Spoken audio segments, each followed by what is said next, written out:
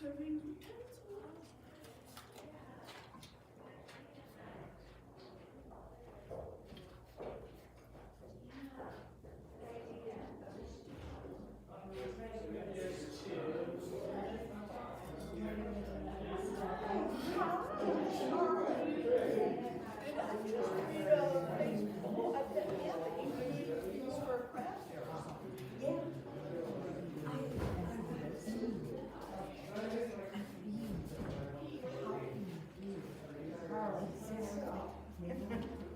okay, so we were having the dessert. We really don't have much dessert. So.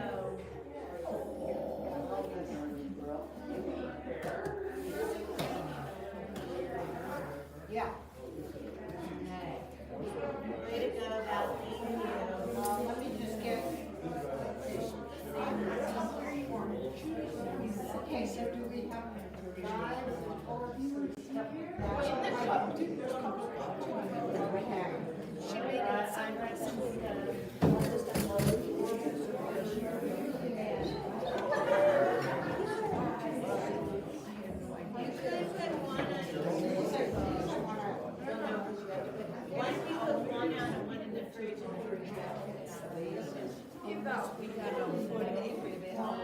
We'll put it over here.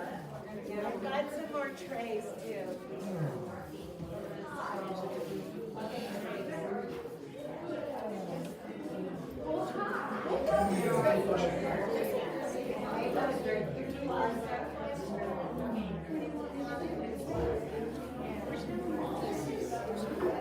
Stash some stuff somewhere. Where does this go? Well, here. You built a fish rock. You built a fish.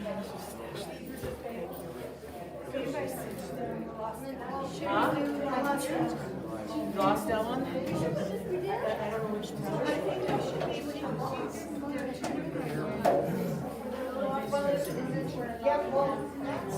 yeah, so last the only time I cleaned it yeah, that was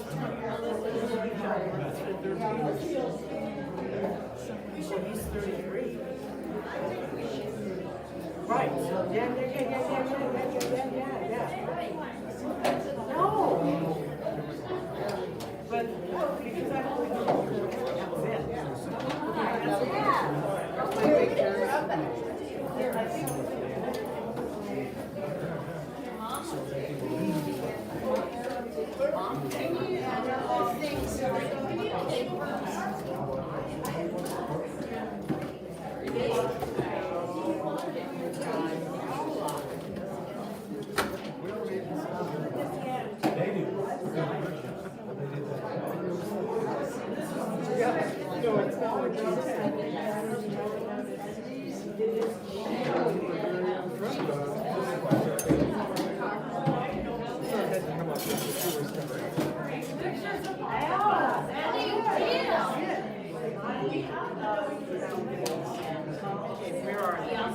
That's my picture.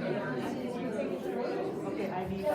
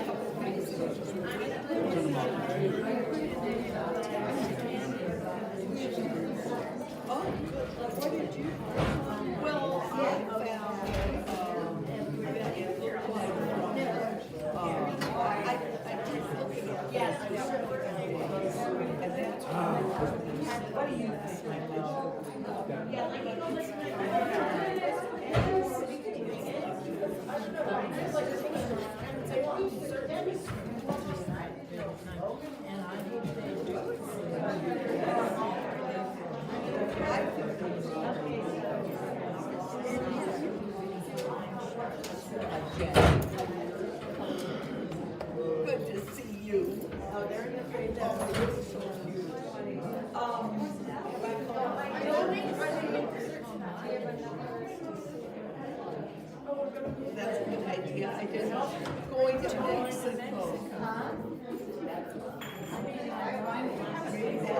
I'll try to call today.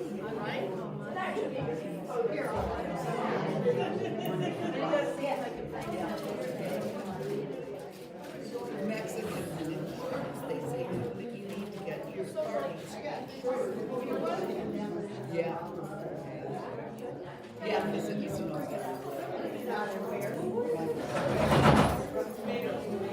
I think I've seen it.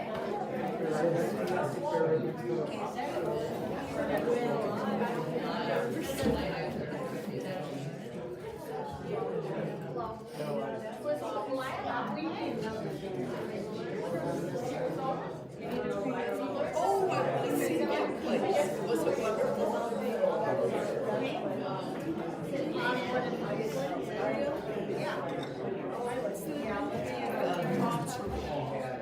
Kind of, and well, what would you call it? Remember this place?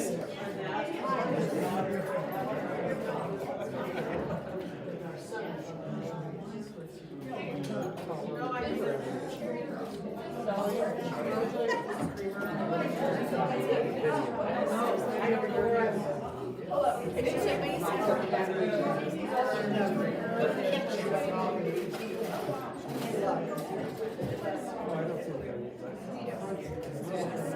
What I thought was I needed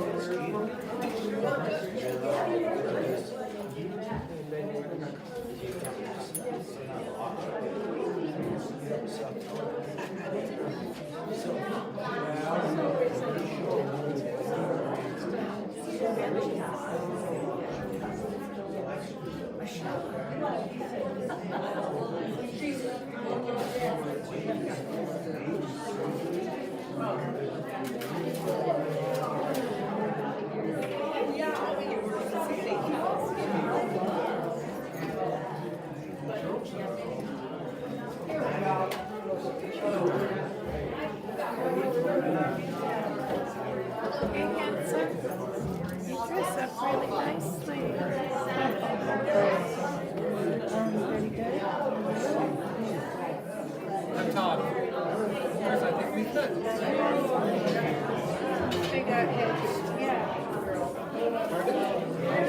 I think I was gonna say, I think you were at the wedding. And that was like, she just told me something about our wedding day that I didn't remember, but it was different than this one, so there you are. We saw her in the couple. She's busy. She's being very busy. She's being super busy.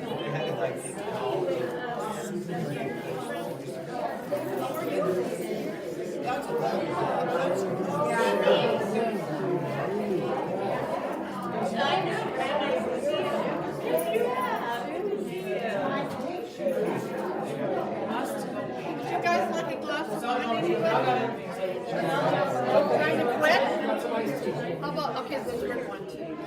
Thank you, this was great. That's beautiful. Yeah.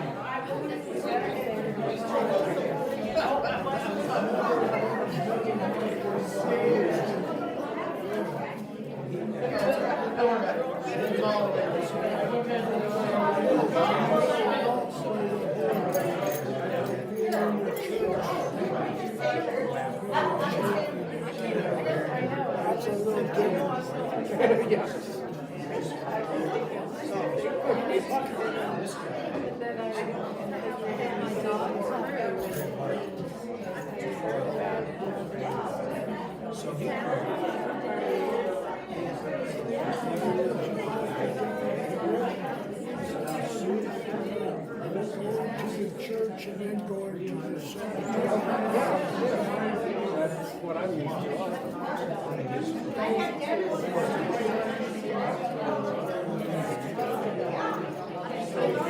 to.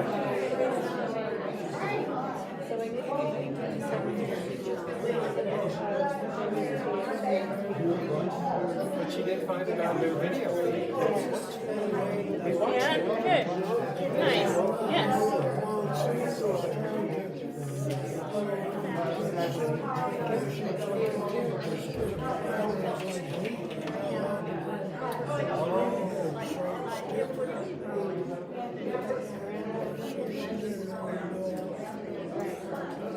The parameters are good.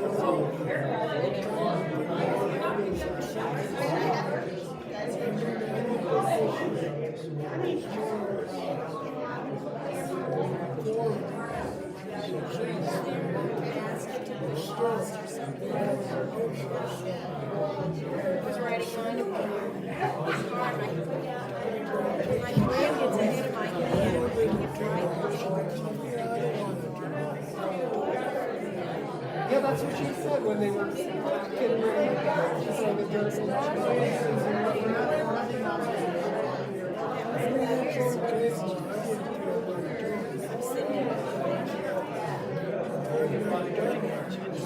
I wouldn't tell that because I'm not of that faith in that.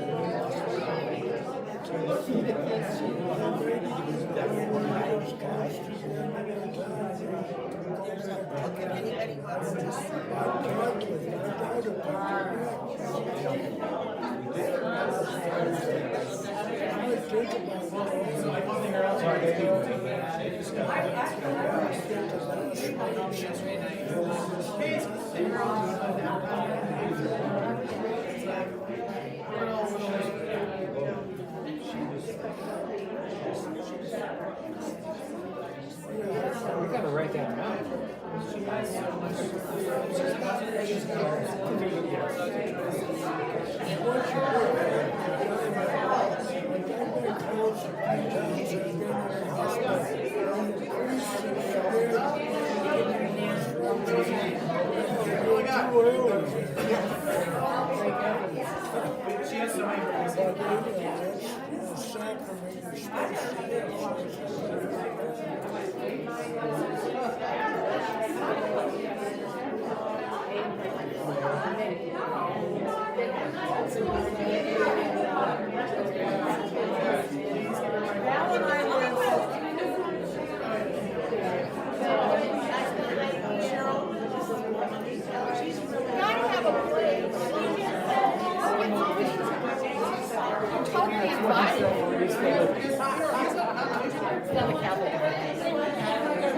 Jews, Catholic, Catholic.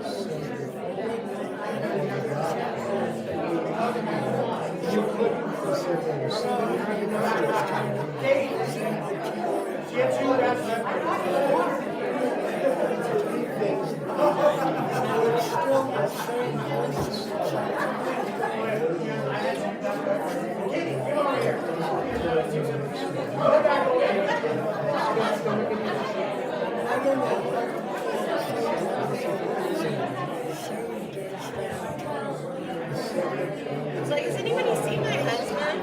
I have to change my clothes. Eat something.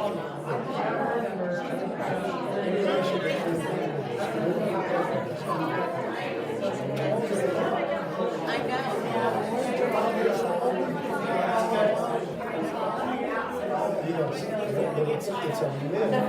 I call my big thing, because you know the state of all this stuff. I get really annoyed at negative things. Like people who don't do their job, and that's their only job.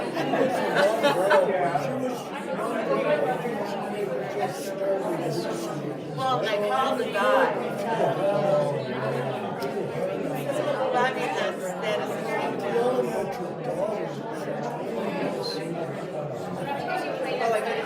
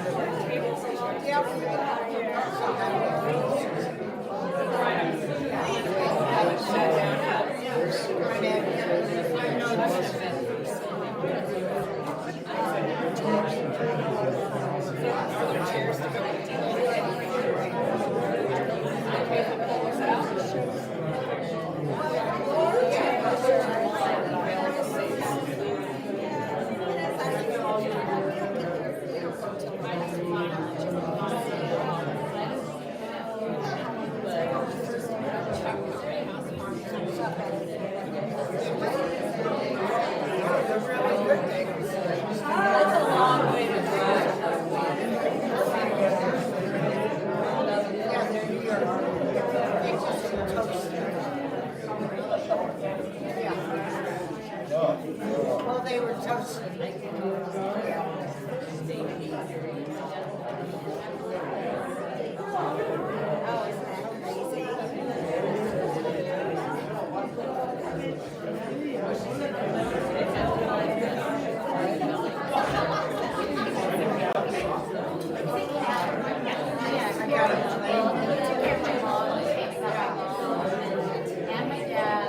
I was just like,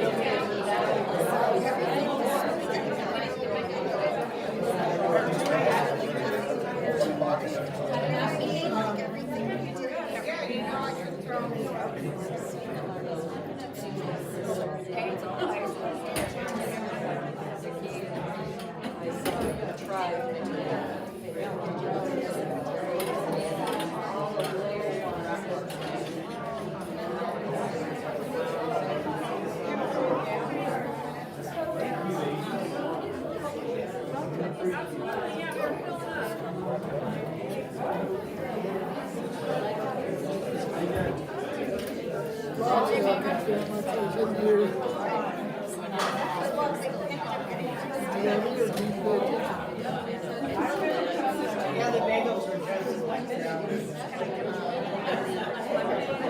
They were toasted.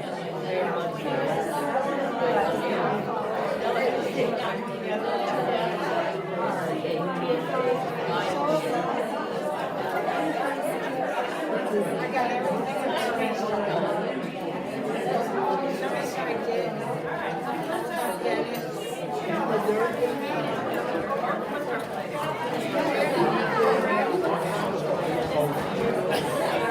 Long time ago. I hate to start counting in decades, but keep hanging in there. I should have done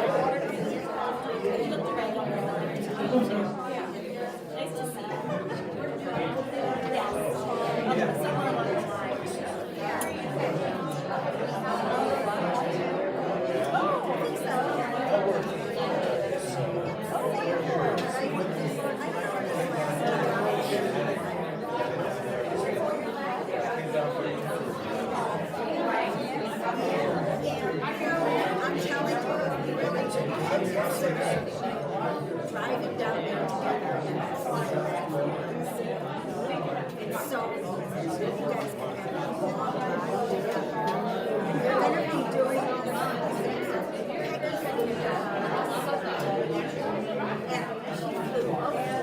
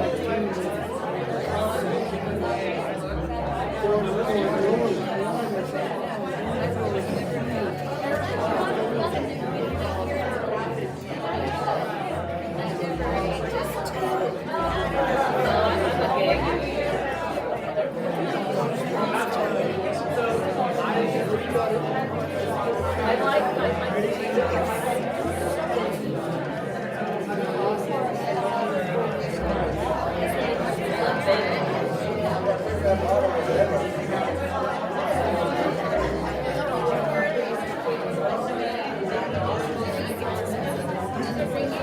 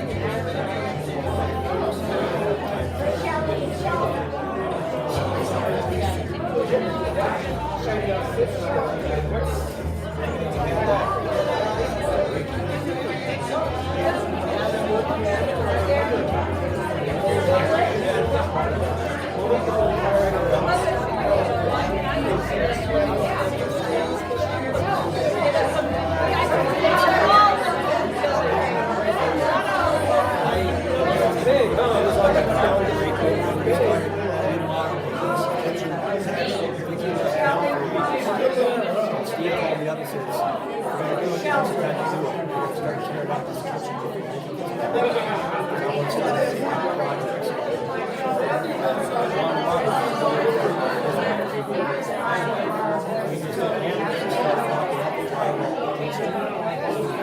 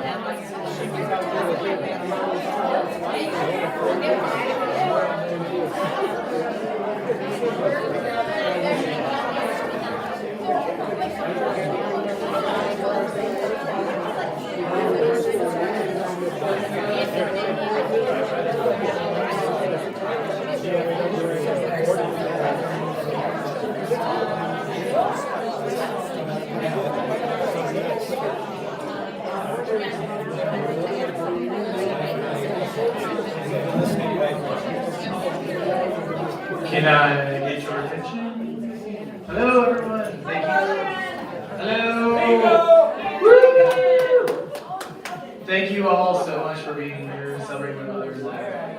It's amazing having you all here to be in this one spot, celebrating your memories. I don't have much to say, but I'd really like to open up the conversation, let some people come up if you have memories, words, or anything you'd like to say. I'd like to open the mic.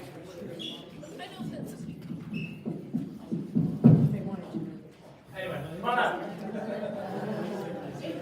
Hey. Oh yeah. That's right. I'm not sure if anyone lost an earring. If you got an earring. Anyone? Anyone? No? Father? No, but honestly, if someone will look them up, say some words, be really nice.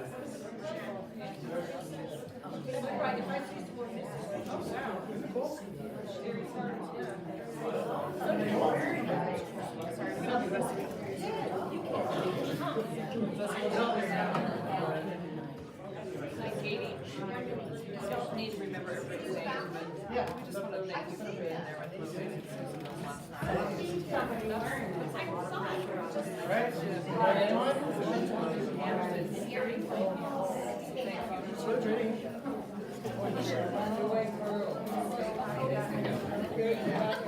I'll say a couple of words. Thank everyone here. You were all really special. Susan, I had the pleasure of talking to her a few times in the last month. It's hard. But we did love each other very much. We just couldn't get things right. But she loved you guys like you do not. And she talked about most all of you very often. It was awesome. Thank you guys for coming. Really appreciate it. Very much. Thank you. Well, you got something right. We practiced. How did you and Susan meet? Right to Mike, to Mike. Right to Mike, you're not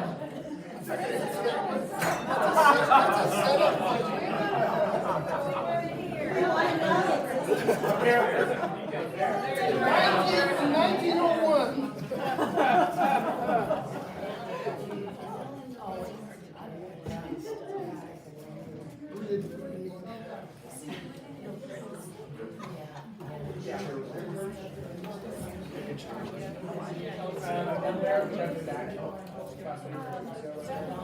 Hi, my name's Beth.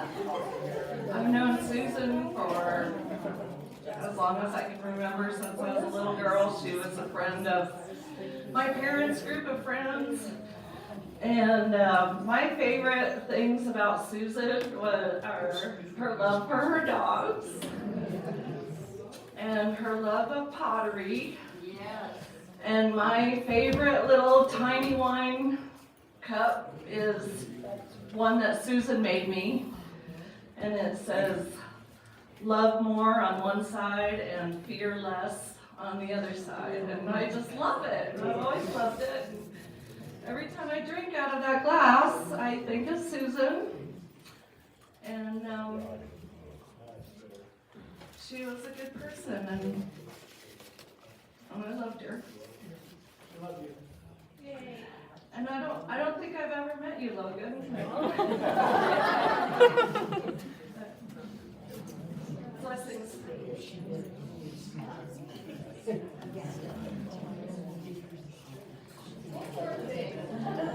Don't stop. Keep it going. Hey, I was at a memorial service. It was a gathering of friends, and for a very, very, very dear person who is a lifelong friend as well. And nobody got up and spoke at her memorial service. They didn't even organize it. And it was kind of a want, you know. And another friend of mine, I was with a couple friends, and one was a mother-daughter, and the daughter said, "Don't worry, when you guys die, we're going to get up and talk about you." And it's important. So, get up there. Come on, now, let's bring it on. Come on now.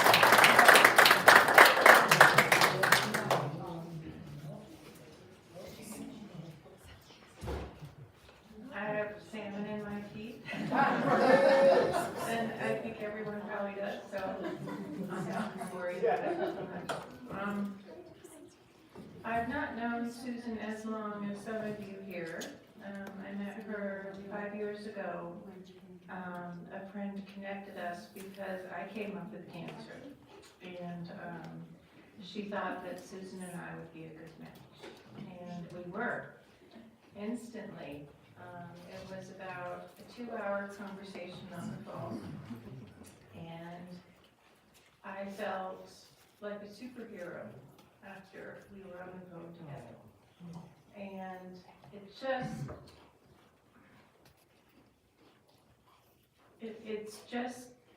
just shows me the sense of community. Like I think I know a few of you, and I'm not quite sure from where. And just, we're all connected through somebody else, or maybe through 2 other people, and it's just this wonderful community we have here. And I know that Susan loved it, and I'm really gonna miss her. I'm gonna miss her so much. I miss Raffy's face right here, so big. You might have to go have play dates with Raffy. I think maybe my other friend Cindy might be able to help me with that, because I'm gonna miss that guy. But Susan really did want to spread love and peace and joy, and she was so generous. Oh my God, you'd walk out with half her house if you said yes, and it's just like, no. And she'd say, oh, I'd say, oh, you're so generous, and she goes, no, I'm not. And I'm like, oh my God, what's all this stuff then, you know? I mean, I would just like leave half of it, because she was just wanting to share everything all the time. And along with her doggies, she just loved her boys so much, and there's just a way that this feeling emanated from her when she talked about you, that was just absolutely beautiful. And I'm also a mom, and I know how that feels inside. It's really powerful. And you could probably lean on that, keep it in your back pocket. When this quiets down and it gets probably maybe harder. Sorry. So it's not easy when we love each other so much, though I know Susan's just up there grinning from ear to ear, cancer-free. Oh, Finally, she had it the whole time I knew her, oh my God. And I just couldn't believe her drive and ambition and every day, and she just never stopped. And every now and then, she would just like have some awful moments. And then, like, so quickly, she'd put it back together, you know, and then sustain her energy and effort and determination again for a long spell. So it just really remarkable human being. And I think we're all better for knowing her and for loving her. And I know she's aware of this, right? Because that's how Susan was. So that's what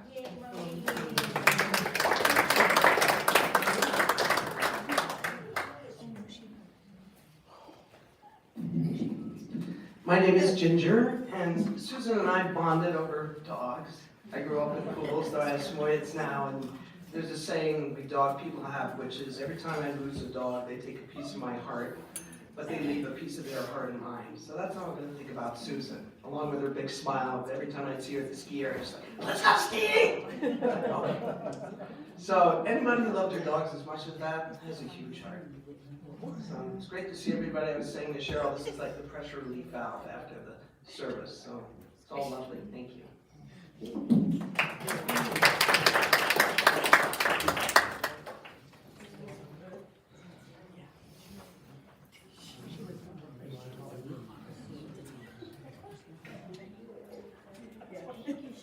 Hello, everyone. My name is Beth. Logan and my son grew up together. I remember Susan and I and a group of others at a pre-prom potluck where the parents were still allowed to mingle. And I really appreciated today the Jewish faith and the ritual around the funeral. And I wanted to read a poem that actually is an ancient Jewish poem about life and loving people. And I learned about it while I was hospitalized in 2018 for 6 weeks in the burn unit in Denver.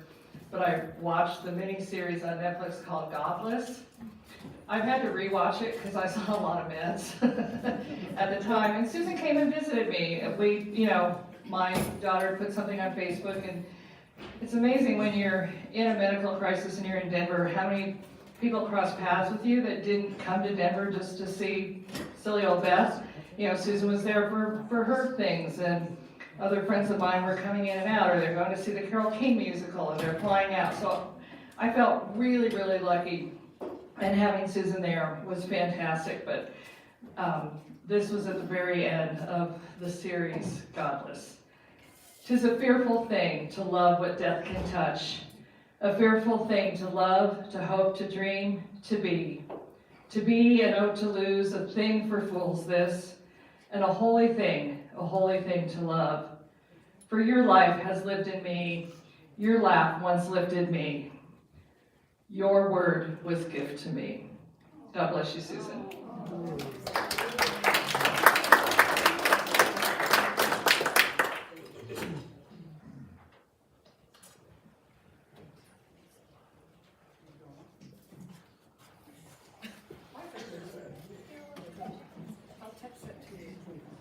I don't need that mic, I just wanted, mic is up there. You want to come? No, I can talk, they can hear me. Hi. I just wanted to say that she was a really good friend, she would have loved this so much.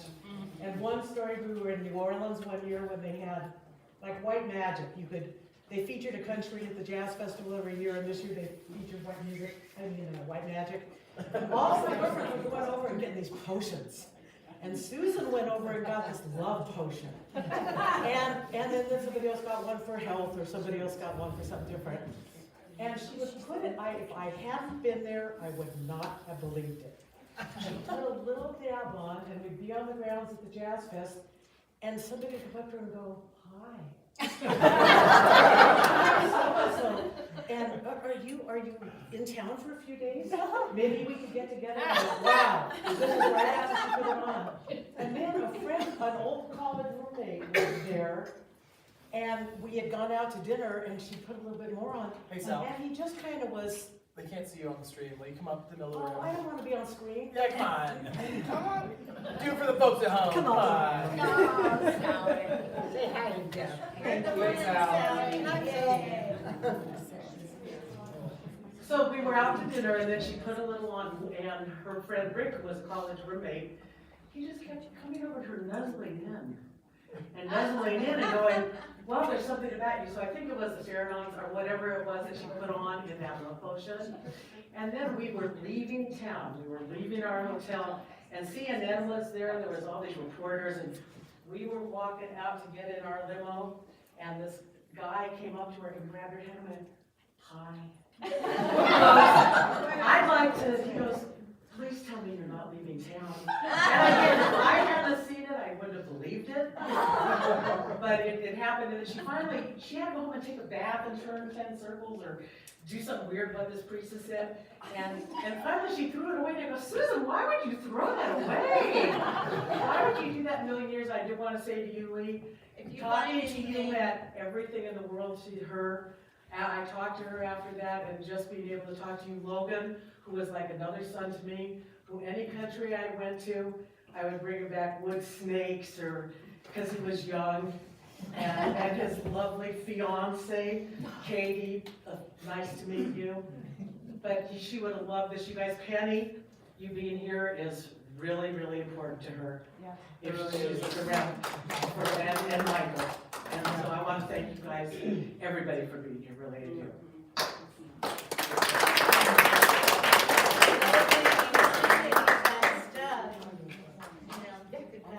Yeah, we all need that love potion. Oh, yeah, right? Hey, Lee, I'm really glad you're here, man. It's good to see you after all these years. Anyway, I want to say I've known Susan a long time, probably 30 years at least, longer.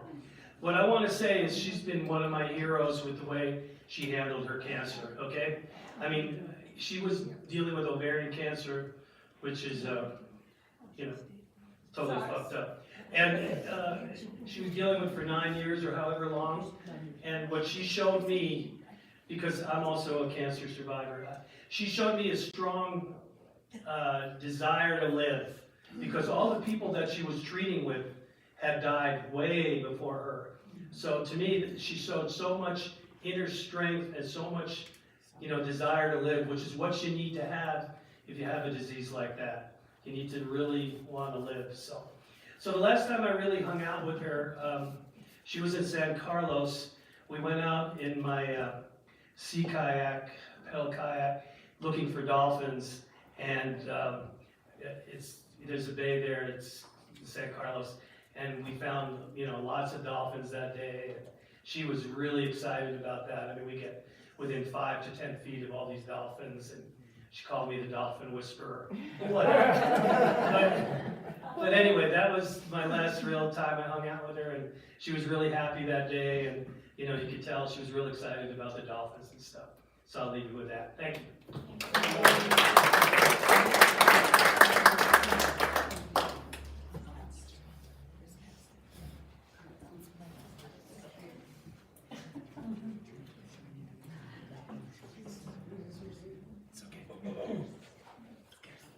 So, hi you all. I've known Susan, is this the right volume? For 40 years, through a lot, as you all would know. And after her diagnosis and chemo, I had a bunch of girlfriends that Susan didn't know, and everybody wanted to go to New Orleans with me because I had lived there for 2 years back in 2010 to 12. And they wanted to see my New Orleans, so I said, okay. So I put together this trip, and oh my God, these were wild women on a mission. And we took my younger brother, who's a photographer, and I said, they were like, oh, he's crazy. I said, I know, but he's a really good photographer. He'll get the best pictures of us for perpetuity. So, and he did, and I will share those when I get around to it. But the story I want to tell is just typical Susan. We were shopping on Magazine Street. We were going in thrift shops, and And Susan was always like, you should get this. This is perfect for you. I go, Susan, I don't like that. She goes, I don't care. It's perfect for you. You need to get it. I don't want it. So anyway, we were in the store, and I like this place. It's called Funky Monkey. And I happened to see this pair of boots. And I thought, oh, Let's see them. cute. Let's see them. Can you see them? Those are kind of cute. They're different. And then I picked them up, and they said Gucci on them. And I went, I'm tempted. The next thing I know, but I walked all night. Guess who comes up with a pair of Gucci boots and says, you have to get these. So I wore them today for my buddies. Love you and miss you forever, girlfriend.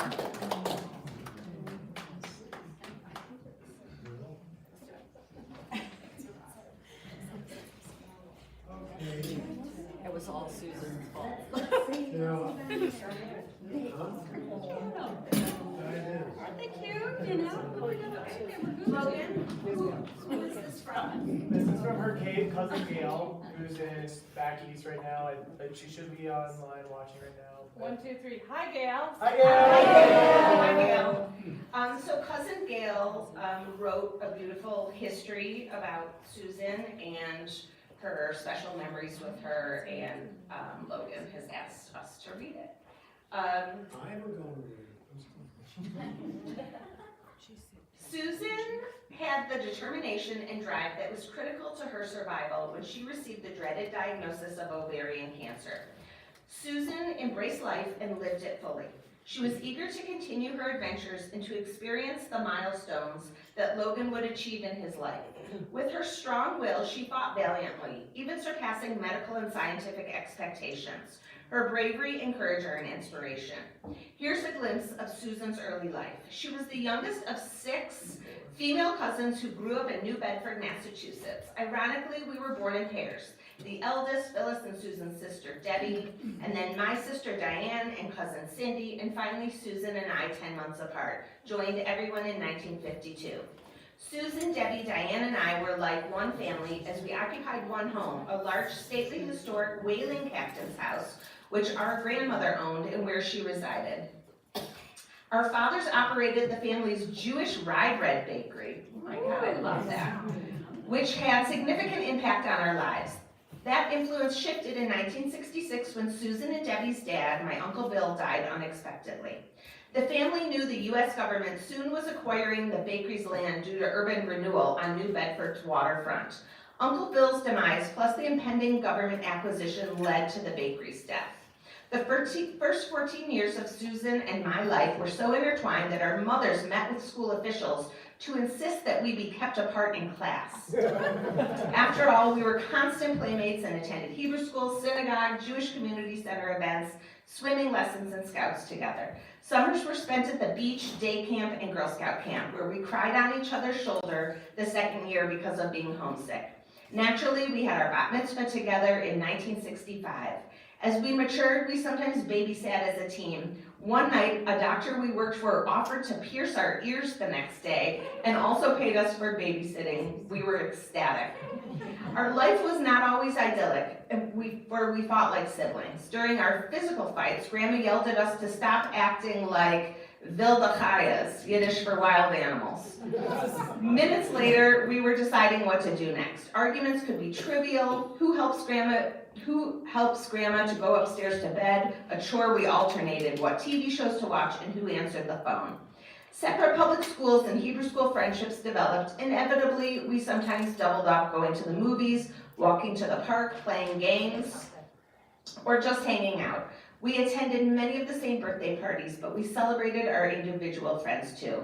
While Susan and I bonded, our sisters' age differences with us set them apart, but we still found collective time. If Debbie and Diane invited their friends to the house, Susan and I crept around to see what was going on and if we could join the fun. Occasionally, when we caught them breaking a rule, we made noises and maybe even tattled on them. This funny recollection involved us 4. Susan, an early-to-bed kid, fell asleep quickly and sometimes talked in her sleep. If she was talking, we tiptoed into her room, sat on Debbie's bed, and talked back to Susan. Occasionally, whole conversations ensued. Other times, her speech was unintelligible. Once we heard her talking and watched her get out of bed, go to her drawers, look for something. We couldn't locate it and went back to bed. In the morning, she never recalled any of these experiences. Holidays were always meaningful, especially the Jewish ones, as we gathered around the dining room table, sang songs, and hung out. What a treat. Now, when I sing the songs, I picture us sitting at that table. Around our bat mitzvah, Susan had a growth spurt, and once high school started, she was taller than I. In retrospect, our separate lives took flight around then too, as Aunt Eleanor and Susan moved to their duplex 18 months after Uncle Bill died. I miss being with them every day, and as the older cousin, I felt duty-bound to protect Susan, but I quickly learned that was unnecessary. Travels during our youth took Susan and me on JCC day trips to the New York World's Fair, Washington, D.C., Louisville, Kentucky, and a Vermont ski trip. The Vermont trip was the quietest trip ever as we maneuvered through a horrific snowstorm. Everybody was too scared to talk. Alas, we arrived in Killington without close calls and had 5 glorious days of skiing. Susan visited me at Syracuse when we were college freshmen. Our fun weekend became comical as we scrambled to borrow warmer clothes and shoes for her. At American University in Washington, she was already exposed to glimpses of spring and was shocked that it was still winter in Syracuse. After college, Susan remained in DC and worked on Capitol Hill. In 1976, my ex-husband and I relocated to Arlington, Virginia. Susan and I were in different trajectories then, yet we scheduled time together. She lived a robust single life and had many AU and Hill friends. Once Susan moved to Colorado, our interactions were more sporadic, but we intentionally touched base, especially for birthdays and holidays. Since Aunt Eleanor's move to Maryland with her second husband, she was our conduit, keeping Susan and me updated about each other. Over the years, Susan and I connected at 2 school reunions and family events for happy and sad occasions. For me, our bond was ever present, despite recognizing that Susan and I were dissimilar. Oprah Winfrey said, "You define your own life. Don't let other people write your script." That is a perfect characterization of Susan. She was a badass, running her own court stenography business, raising Logan as a single parent, taking care of her various dogs, finding time for things that mattered, such as maintaining old and establishing new friendships, skiing, exercising, and developing incredible pottery skills. 14 years ago, a 2-hour pottery workshop exposed me to the wonders of clay and the possibility of creating a functional piece. Lessons followed, and I slowly acquired this art form, but way below Susan's level. After retiring, I dedicated more time for pottery, and I finally disclosed my pottery hobby to Susan. How supportive she was, and immediately requested pictures of my new pastime. Despite feeling embarrassed about my work, Susan was genuinely complimentary. What a boost to my self-confidence. We had something that reconnected us. After one of Susan's treatments ended, we were chatting on the phone, and I asked about her pottery. Because of the treatment side effects, she had to take a break. However, my question prompted her to start again, albeit with hand-built pieces. I received beautiful pictures of her delightful creations with suggestions for how I too could make those pieces. Susan does have other cousins on her mom's side of the family, Natalie of blessed memory and Jane.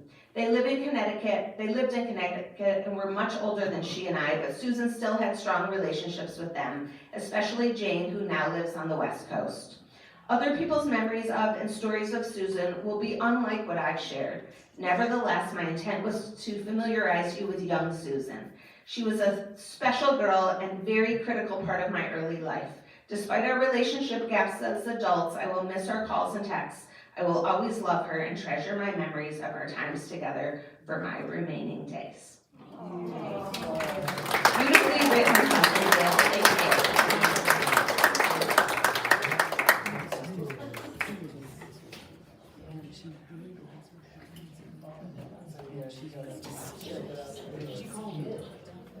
She just couldn't.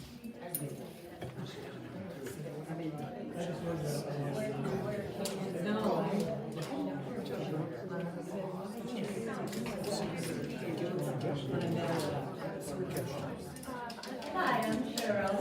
That's a hard act Very brief, but Susan was my outdoor friend. And living here in Durango, it's nice to have an outdoor friend. It's nice to have someone that loves dogs like you do, loves to go for walks. On those walks, you have great talks and just an appreciation for life. Susan did have a very big appreciation for life. And we shared lots of common things like skiing together. And she loved music, concerts, and we went to many. New Orleans, Telluride Blues, you know, music. She loved to pursue that. So we had a lot in common, single moms raising kids, and it was nice that our paths crossed.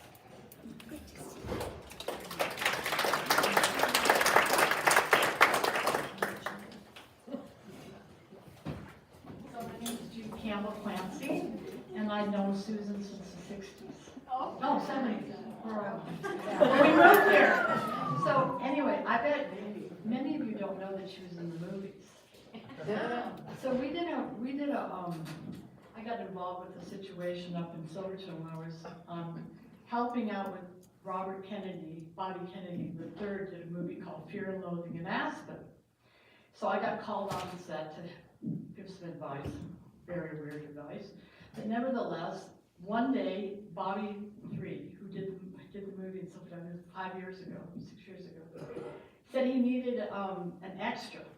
And I said, well, what is the role? And he goes, we need somebody that's going to lay on a gurney in the old train station and just lay there. So I said, well, that's not. Do you get paid for it? Oh no, there's no money here. I said, well, I don't know what I'm called to do. That's not really exciting. You know, do we get like headlines or anything? No. So I called Susan. I said, you want to be an extra? She goes, yeah, I'll be right up. So I had to qualify it as, you know, this was legit. And also, being a good Democrat, she wanted to meet Bobby Kennedy, possibly. So long story short, she came up and they put her in the makeup place. I don't know why she really needed makeup, and they put her in the makeup bus. It was very fancy. And so she got all the makeup and it was all, and I just was a voyeur for the whole thing. And so we went into the train station. I was from afar with the camera guys, and we went in there and they put her on this gurney, and she just lay there. So she said, "This is like 4 hours later, you know, nothing was happening." And she was in chemo at the same time, so I kept going, "Bob, we got to show, you know, let's roll this thing a little bit." And so they brought her out, these guys, these cowboys. It was a Gonzo film. And as they came out and they got onto the set and came out of the old train station, you guys all know where that is, they dropped her. And then she's on the gurney, and she was such a good sport, you guys. I just want to tell you, we laughed, and still, the day before she died, we laughed about this because she had said, "I'd always wanted to be in the movie." And the neatest thing was, and Bobby was not like, I mean, I'm not going to say about his father, but whatever. And he was a really good guy. He came up afterwards and said, "Oh, you made the movie," and, you know, was very solicitous about it. But she got the biggest kick out of it. She would do anything, and she was so funny. The funniest person in town.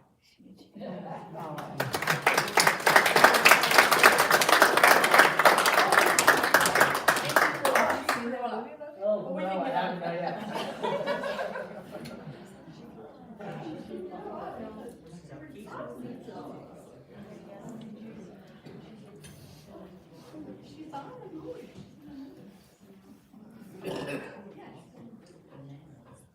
My name is Sean Smith. My wife is a spiritual leader here at the synagogue, and she really wishes she could be here, Logan, and she's on her way back from New Jersey. But I'm happy to be here. I was Logan's construction trades teacher at Durango High School, and I retired at 23, 35 years teaching.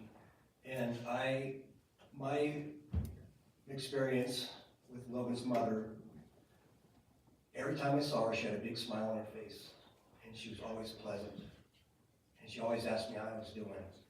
And guess what the subject of the rest of the conversation was? Logan.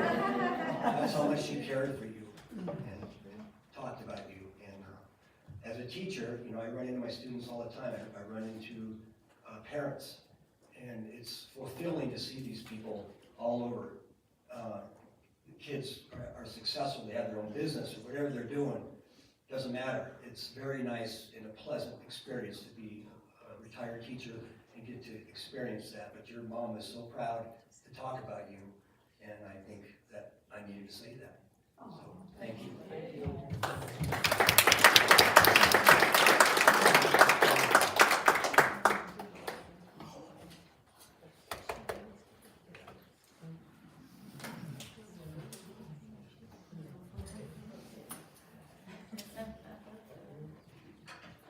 I'm Cindy. Logan, how old are you now? Well, 34 next week. 4, because I knew you were a little bit younger. I too am a single mom with a son a little bit older than Logan. So I just want to say first of all that, how can you not, I mean, Susan's face, I mean, she will never be forgotten, but God, I always thought she was the most beautiful, striking woman like I've ever seen. You know, and she would always complain about, like women always do, things, and I was just like, you're so gorgeous, you know? Just that smile, and she was fun and funny and hilarious, and I used to own the bus house, so I've known her for 30 years, so you were a baby, 33, I can't believe it. My son's now 36, but so we have been through a lot, as a lot of you have, but I'm here to tell you about the great beet incident. Beet as in the vegetable, are they vegetables? Okay. So it must have been about 7 years ago, I'm not quite sure. I live up in Skyridge, and we belong to the community garden together. Susan and Carol and I were on the same team. A lot of you belong to that garden. And it was probably a Sunday with football on, because that was like the only time I canned stuff. So Susan and I made a plan to can our beets. So I'm there waiting for her to come up. Of course, I'm having my vodka, whatever, you know, because that's what you do when you can, right? And she's coming up with her beets, and there's a median right when you turn up Jenkins Ranch Road. It's only, I mean, it's not very big. And there's a little, do you remember this? And there's a little tree, and then there's a rock, like, it's not huge, but it's a rock. So I'm just making, you know, just hanging out, drinking wine, whatever. And all of a sudden Susan calls me and she's like, I just wrecked my car. I hit the rock and my car's totaled and it's on its side. I have pictures or whatever. I don't remember what car it was. I think it might have been a 4Runner. So Chris and I were like, oh my God. And we ran down there and her car is like on its side because she had dropped, her beets fell off the seat. So she reached down to get them. And that's what happened. So all the paramedics are there and the firemen, and Susan's got beets. I mean, you would have been there, but she had beets all over her from head to toe. And they kept going. We were laughing, of course, and they were like, ma'am, can you please step inside the ambulance? It looks like you're injured, you're bleeding. We're like, it's beets! So needless to say, we got, you know, they towed the car away. And she came up and drank some vodka sodas with me, and we proceeded to can our beets. And go, but it was just funny, ma'am. She had beets from head to toe. And I mean, we just couldn't believe it. She went up on the curb, hit this rock, just the right way, you know what I'm saying? Like, just the right way for the car to, like, go over on its side. Was it on its side or its roof? On its side, yeah. So, anyway, I think that's one of the funnier things that I remember. But, yet she was gorgeous, she was fun, she was funny, she took things in stride. No big deal. Then her car was totaled, she'll deal with it, we gotta get those leaves canned. Thanks, thanks. That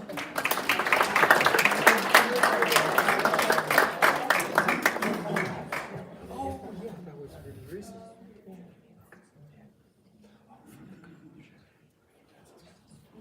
Thank you.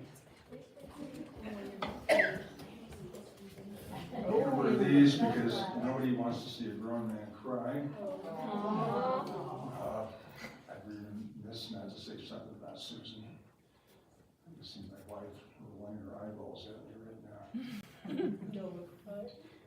We lived next door to Susan for 30 years. And look at this beautiful face. I mean, she's gorgeous.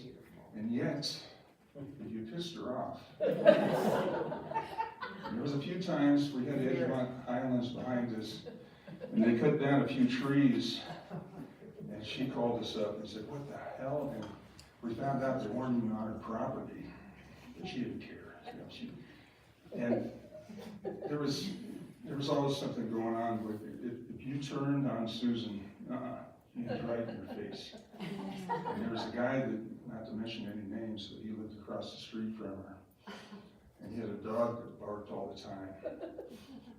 And I said, "Wow, what happened?" He said, "It wasn't so much the dog, it was the rooster.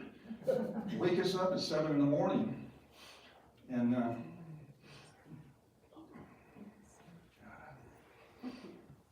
didn't think I missed her this much. Thank you.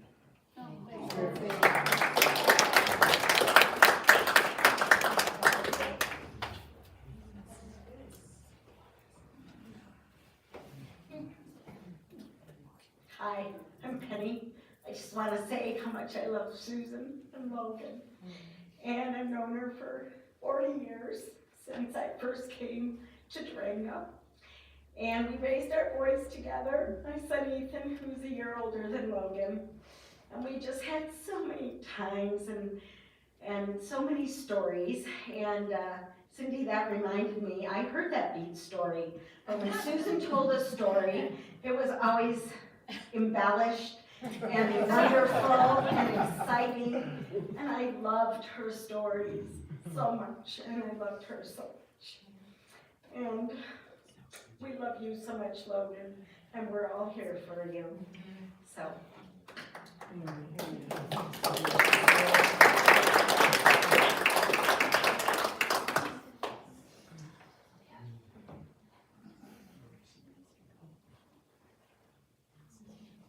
Logan, who has her dog?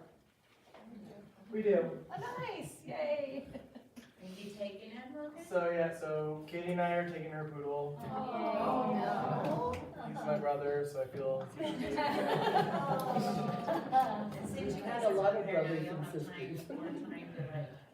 That's right. Yeah. He's a handful. She used to bring him to get massages with me. We're not allowed to have dogs in her office.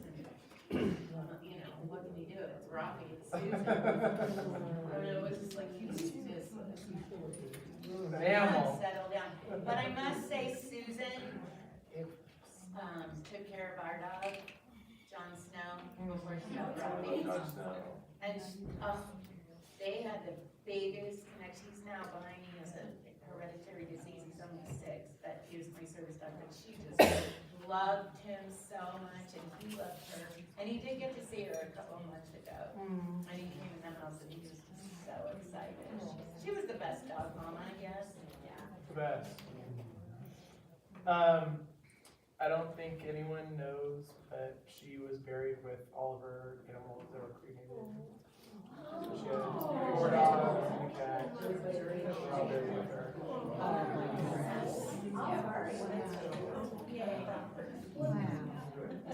You might not know, but all of our animals are buried on that property. I would say, yeah. Their remains are still at her house. There is a dog cemetery and cat cemetery there. A horse that they found out is on the I didn't have a place to. With that tree. The trees. My husband was working for that. Would anyone like to say anything else? Is there anyone else? I loved her, and she sure knew how to talk. That's right. my mom had a gift, she had the gift of gab.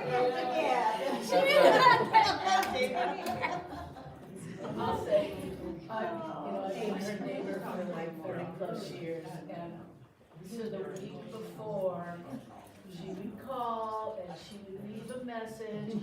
Hi Debbie, this is Susan, your neighbor. 30 years now.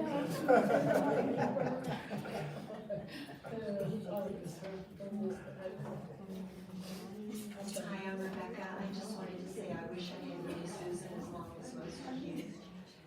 I know quite a few people in the room, but I never got to meet Susan. I just rented an apartment from her above her garage for summer. And so I met her at a time when her body was really starting to fail. And perhaps just because I was a stranger, sometimes it's easier to talk to a stranger, that we went deep a few times, and it was just so beautiful to know her in that way. Logan, I loved your mom so much, and I'm so glad that I know you and Katie, and I hope our friendship continues for a long, long time. She was just really precious, just really beautiful. I went there for a time of retreat, which was kind of what she was facing as well, the time of her life winding down. And so I just don't really know what to say, except that it was a real honor to be close to her in these last months of her life. I count it very precious and an honor. So thank you all for loving her all these years. I'm glad I got to love her just a few months. I wish I could more. And I love you, Logan. Thank you so much, everyone, for loving her.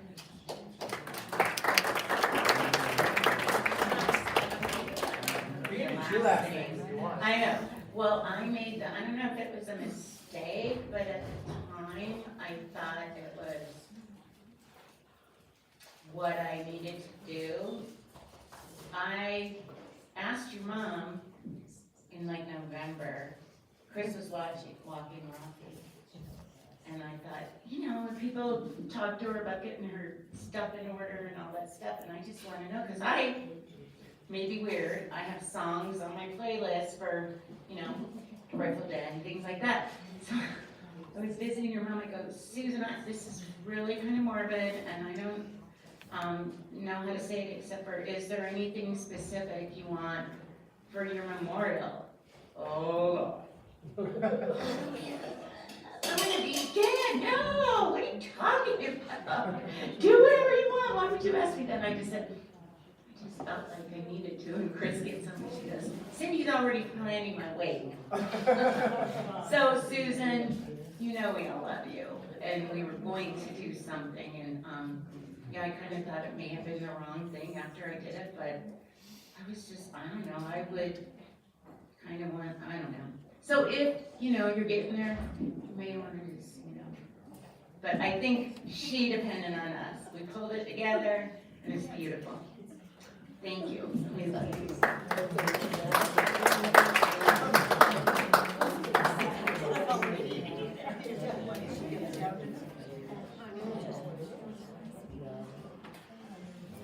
Hi, my name is Cheryl. I wasn't quite sure how to do this, but loved Susan so much. She, as everybody said, her smile lit up a room. She was always so welcoming and so loving.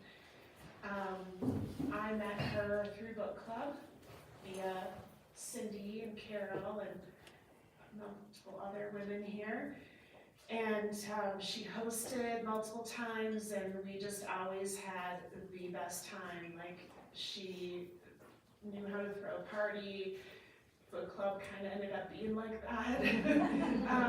But she was just so great, and I didn't know that she did pottery until I saw her at a craft show or art market at some point, and I bought 4 of her pieces because I loved them so much. Well, I own a shop in town, and she ended up bringing her pottery there for me to sell, and so I got to see all of her creations through years.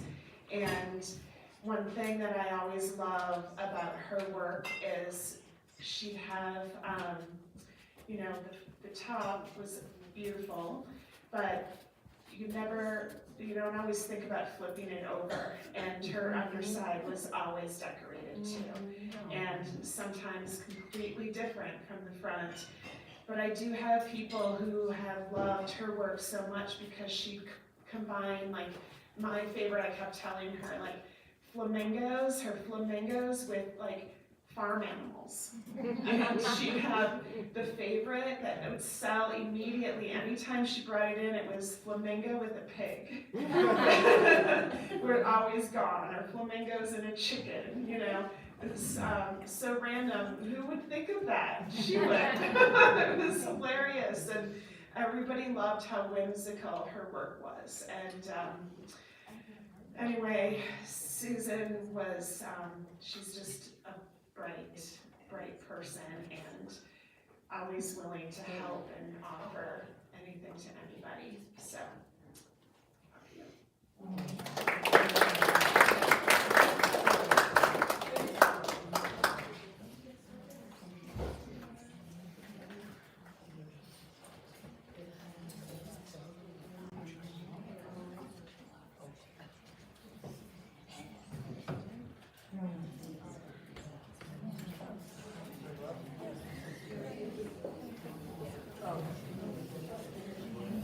Oh, here, let's do one thing.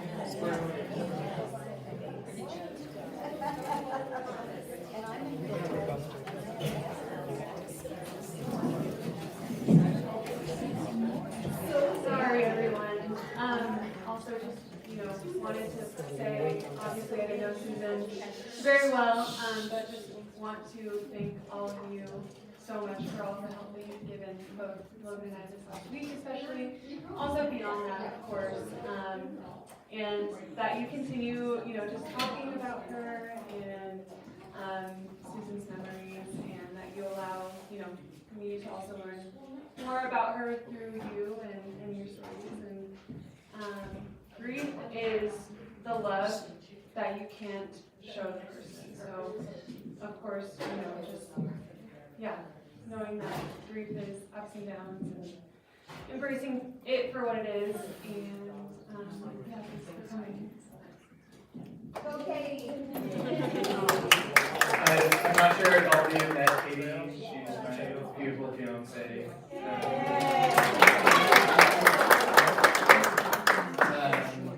Obviously, this week has been really, really hard with the passing of my mother. It's also been really, really special as my mom got me Katie this week, and she knew that we were preparing to be engaged and get married, and so it was obviously a blessing having her meet her. The support and all of you being here means so much to me, Katie, everyone. She had so many people that loved her. She loves so many people, and the fact that all of you have showed up here and to support her in her life it means so much to all of us. Thank you guys.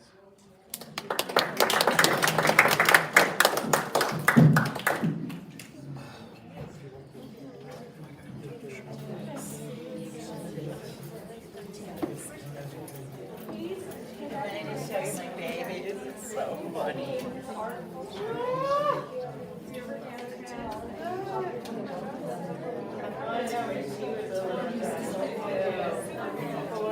Yeah.